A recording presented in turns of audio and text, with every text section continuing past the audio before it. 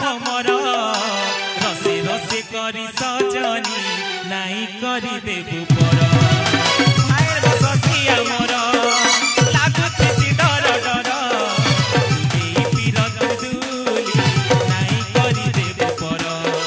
सुल सुल सुल की कली बे पड़ माने बोल तोर बिने नाई लागे मन तते खाए देखि बोली तोर सती सी गला मारे तुई नाई नाई जानू धन तोर बिने धन नाई मने धन तोर बिने धन नाई बुझे धन राय गुने तार सरता गो लबंगलता मोर गजमु कह पदी मीठा कथा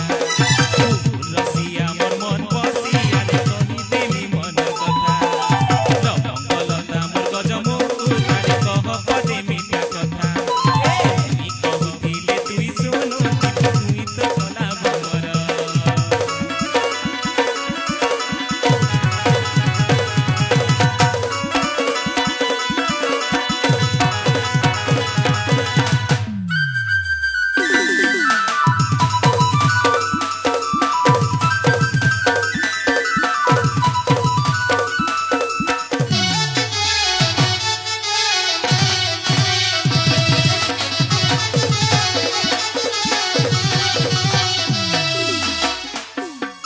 जेते देखुथिले तते गा नाई भरे मोर